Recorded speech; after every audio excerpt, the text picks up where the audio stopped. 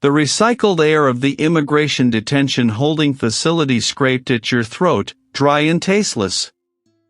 It was a constant companion, much like the dull ache behind your eyes, a souvenir from too many nights spent staring at the ceiling, the ghosts of old cases dancing in the shadows. Your world, once a meticulous network of facts and deductions, had shrunk to this sterile purgatory, where the days bled into one another, marked only by the shifting light through reinforced windows and the distant murmur of lives in limbo. You, Marcus Thorne, moved through the echoing corridors, a phantom in the periphery, a man stripped of his purpose. The crisp uniform of your past was long gone, replaced by the muted tones of a security supervisor, a title that felt like a cruel joke. Every click of your worn shoes on the polished linoleum was a reminder of the silence that now defined your existence, a stark contrast to the clamor of investigations you once commanded. Your gaze, once sharp enough to dissect a crime scene, now merely catalogued the mundane, the chipped paint on a doorframe, the flickering bulb in a distant hall, the weary faces of the facility staff. A figure stood by the frosted glass entrance, a silhouette against the muted afternoon light. This was not a routine visitor. He turned as you approached, and the artificial light caught the glint in his eyes, a knowing intelligence that seemed to pierce through your carefully constructed indifference. He was a man you'd never seen, yet a flicker of recognition, a primal instinct, stirred within you. Marcus Thorne, the stranger's voice was a low hum, smooth and unhurried. It carried the weight of a name spoken with intent, not mere inquiry. "I've been looking for you." You stopped a few feet away, your hands instinctively clenching at your sides. Your jaw tightened. This wasn't a social call. A return to form. He pulled a slim leather folder from an inner pocket, its edges sharp and uncreased. "A ghost has stirred." The words hung in the air, heavy and pregnant with implication. A ghost. Your mind, despite years of willful suppression, conjured a face, a name, Julian Vance. The brilliant investigative journalist whose life had been snuffed out in a grimy alley, a case you'd chased with a desperate fury, only to watch it crumble, taking your career with it. Dismissed as a random street robbery, a narrative you had always fiercely rejected. The memory was a shard of glass in your gut, always present, always sharp. Vance, you breathed, the name a raw wound. You hadn't spoken it aloud in years. The stranger's smile widened fractionally. Precise as ever. Julian Vance's file has found new life. A new angle. Or perhaps, the old angle, finally seen clearly. He gestured towards a small, empty interview room off to the side, its single window looking out onto a concrete wall. Shall we discuss it? A presidential campaign, a hidden hand guiding the strings. Your eyes narrowed, a spark igniting in their depths, a fire long banked but never truly extinguished. The thought of Vance, of the injustice that had festered for so long, was a potent intoxicant. It was a dangerous game, one you'd lost spectacularly once before. The tension in the room was palpable, a live wire humming between you and this enigmatic visitor. You could walk away, retreat to the safe anonymity of the facility. Or you could step back into the storm. The silence stretched, thick and heavy, broken only by the distant thrum of the city's restless heart. The name, Vance, hung in the air like a phantom, a whisper from a tomb. Your gaze, once clouded by the ash of regret, now held a glint of steel, a reflection of the rekindled fire. The path ahead was treacherous, a minefield of old ghosts and new enemies. The lure of justice, of unfinished business, was a potent current pulling you forward. "Tell me," you finally spoke, your voice a low rasp, a sound unfamiliar even to your own ears after years of quiet solitude. "Everything." The figure across from you, the one who had conjured this specter from your past, merely nodded. There was no triumph in their eyes, only a weary resolve that mirrored your own nascent determination. "The files will be waiting. A secure drop. Tonight." You received the coordinates later, a sparse, coded message sent to a burner phone you hadn't touched in years. It led you to the periphery of the city, where the concrete labyrinth gave way to a more desolate landscape of industrial sprawl and forgotten dreams. The destination, stark and imposing, was an immigration detention holding facility. Its barbed wire fences clawed at the bruised twilight sky, a stark tableau of containment and quiet desperation. The air here was heavy with the metallic tang of damp concrete and the faint, unsettling scent of antiseptic, a place designed for both order and the erosion of hope. You found the designated entry point, a service entrance tucked away behind a row of overflowing dumpsters, emitting a faint, sickly sweet aroma. A single, unblinking surveillance camera watched your approach, its red eye a silent sentinel. The steel door hissed open, not to a guard, but to an automated mechanism. Inside, a labyrinth of stark, fluorescent-lit corridors stretched before you, each identical to the last. The rhythmic clanking of unseen machinery echoed from deeper within, a pulse of regulated life. You followed the sparse, hand-drawn map provided, the paper crinkling softly in your grip. Finally, you reached a small, windowless office, its door ajar. Dust motes danced in the single bare bulb hanging overhead, illuminating stacks of unlabeled boxes and a scarred metal desk. On its surface, a battered manila folder, thick with the weight of years, awaited. It bore no name, no official stamp, only a faded crimson stain on its corner, a grim punctuation mark. You settled into the creaking chair, the worn fabric groaning beneath your weight. The folder's clasp yielded with a soft click, releasing the scent of aged paper and forgotten secrets.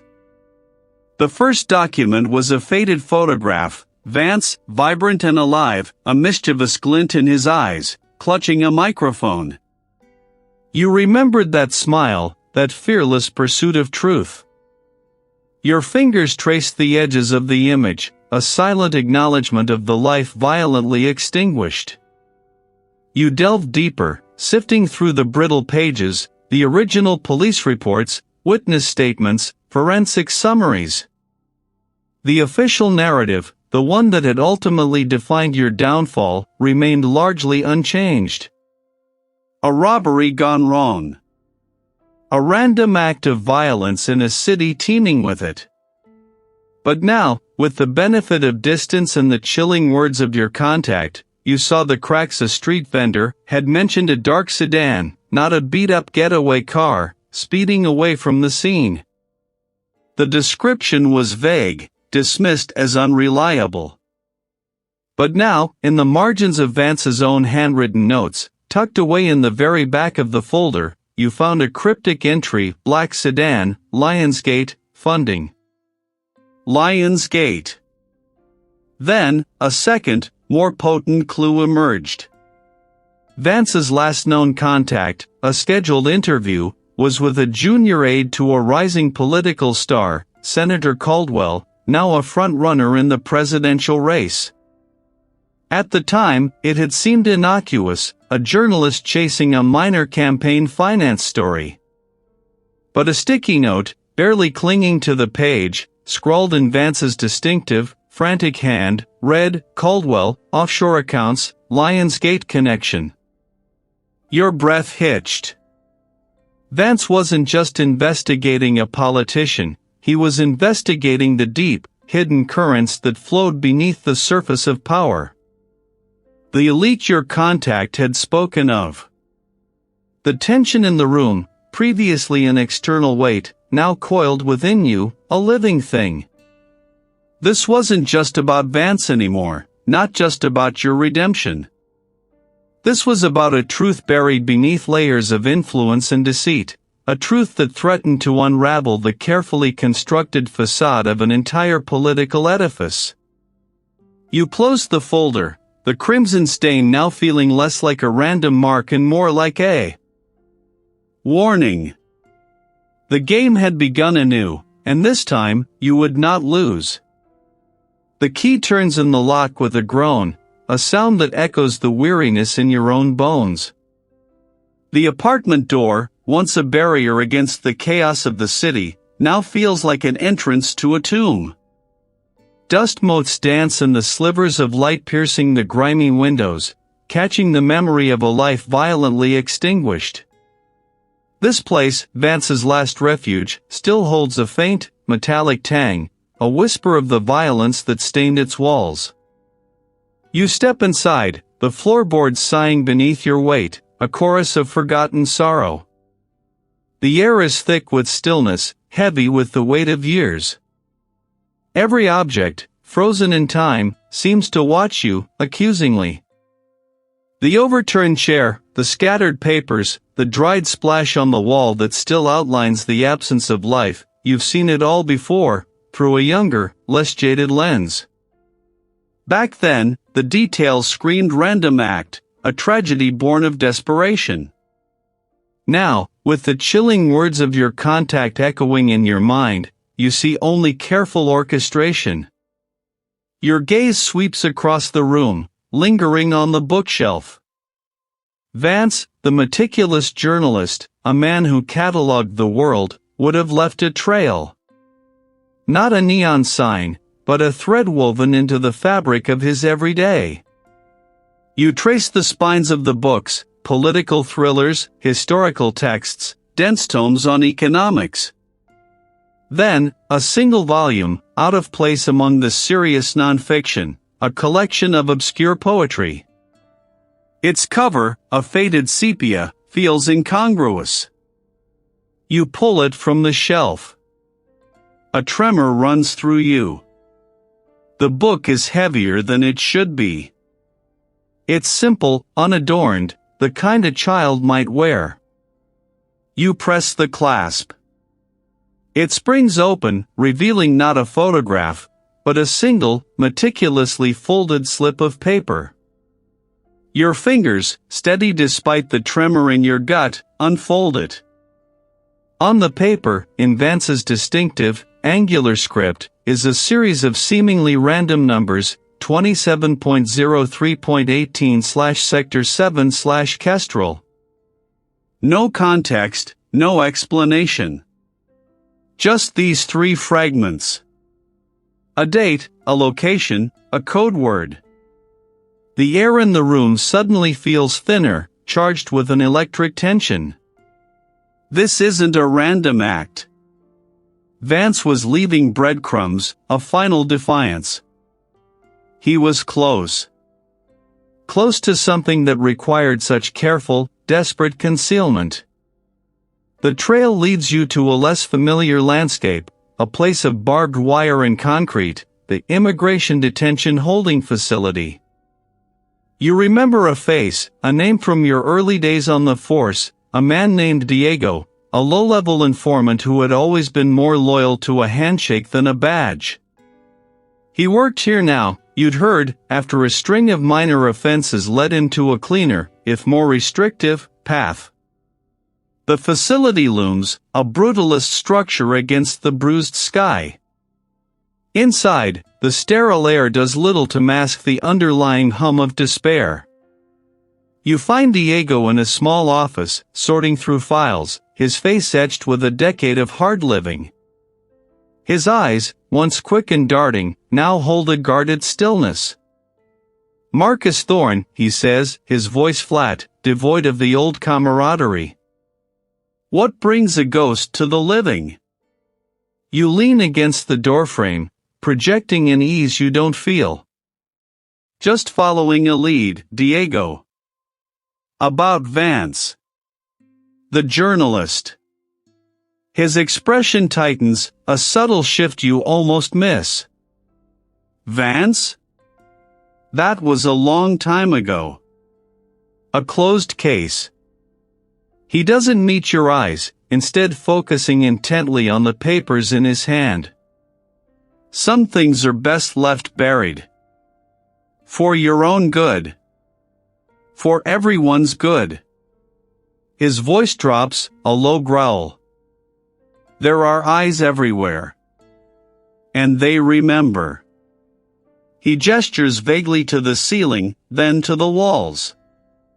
They always remember. The veiled threat hangs in the air, heavy and undeniable. He offers no more, only a dismissive wave of his hand, indicating the conversation is over. You know he won't give you anything else, not without risking his own neck. Vance wasn't just close, he was inside, deep within the machinery, documenting its gears and levers. They are watching. They are waiting.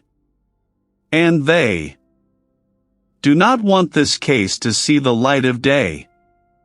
The game has begun again, and this time, the stakes are everything.